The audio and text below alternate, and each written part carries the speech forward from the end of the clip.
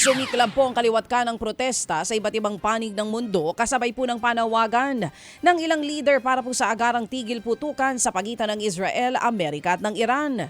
Sa Iraq at Canada, kanya-kanyang rally ang pro-Iranian at mga pabor sa pagpapalit ng rehimen sa Tehran. Suportado ng ilang Iranian Americans ang opensiba ng Estados Unidos pero may ilan sa New York na tinuligsa ang pag-atake. Nanawagan naman po ang China, Pransya at Thailand na idaan na lamang sa mapayapang dialogo at diplomasya ang gera.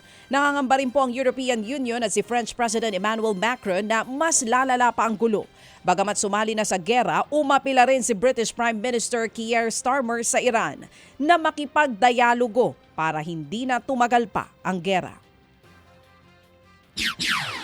Aminado naman po ang OWA na pahirapan pa ngayon ang pagsasaayos ng repatriation flights para sa mga Pinoy na gusto na pong umuwi sa bansa. At naiipit pa rin ngayon sa gulo sa Middle East. Ayon kay OWA Administrator Patricia Kaunan, may ilang OFW ang humingi ng tulong para makauwi na ng bansa. Pero inaayos pa ng gobyerno ang repatriation plans dahil sarado pa ang airspace at ilang paliparan sa Middle East matapos nga po ang pag-atake ng Iran. Bukod sa mga gustong umuwi, inuuna ring asikasuhin ng OWA DMW ang mga stranded na OFW na papunta sana sa Middle East pero bumalik ang mga eroplano. May ilang nabigyan na ng tulong kagaya po ng temporary accommodation habang may higit 100 mga Pilipino ang stranded sa Hong Kong at papunta sana sa Dubai. Ang tutulungan ding makauwi sa bansa. Sa ngayon, naghahanda na po ng help desk ang OWA para sa mga gustong makakuha ng agarang impormasyon. Nakikipag-ugnayan na rin daw ang ahensya sa Department of Transportation at sa airlines para tulungan ang mga OFW na nakatakdang lumipad papuntang Middle East sa mga susunod na linggo. We will talk to the airlines po together with DOTR on how we will proceed. Kasi nga po, mostly po talaga ng kababayan nating OFW, galing ho sa probinsya. Baka ho, iniisip po nila paano yung ticket nila, paano yung kontrata nila. So in the next coming hours po, ay yun po ang ina-expect natin na ma-assure yung ating mga kababayan. So we'll coordinate po with DOTR and the airlines. Yan nga po ang tinig ni OWA Administrator Undersecretary Patricia Kaunan. Sa iba pang balita, gumugulong naman ang investigasyon ng NBI para tignan ang background ng mga dating sundalo na nagpakilalang bagman ni dating Congressman Zaldico.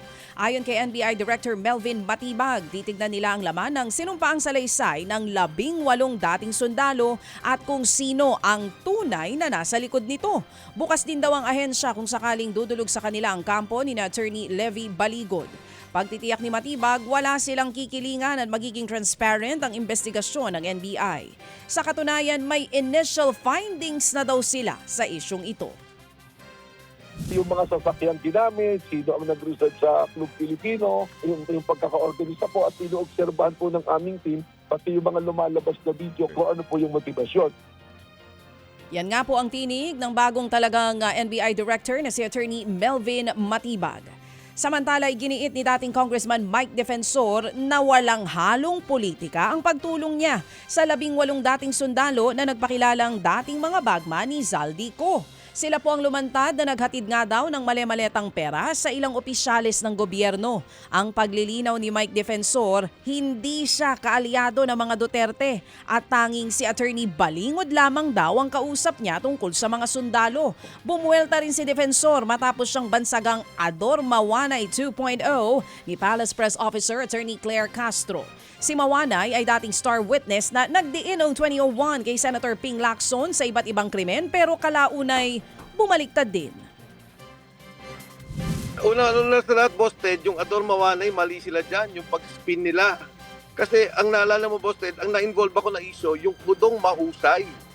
Yung kay Ador Mawanay, yan yung, nung binasa ko nga yun, tinanong ko, ano ba yung Ador Mawanay kay General Vic Corpus na issue yan? I was never involved. Point ko dito, Boss Ted, sana ang dapat sigurong sagutin yung substantial ng issue. Totoo bang nag-deliver yung mga sundalong to doon sa Ilocos, doon sa Aguado? Kung ito'y kung sinasabi lang hindi, patawag nila, patunayan natin. Kasi handa yung mga sundalong umarap sa lahat ng senador, kongresista. Yan nga po mga kapatid, ang tinig ni Mike Defensor. Mga kapatid, Brothers and sisters, saan ka pa? Dito na tayo sa totoo. Dito na tayo sa True FM. Mga kapatid, mag-subscribe and follow po kayo sa social media accounts ng True Network PH. Yan po kami. Hanapin nyo lang True Network PH, Facebook, Instagram, YouTube, TikTok, and podcast. Mapa Apple or Spotify man yan, mahahanap nyo kami. Lahat ng mga napapanood at napapakinggan nyo po sa programa, nasa social media accounts namin yan. So, paano mga kapatid? See you sa social media!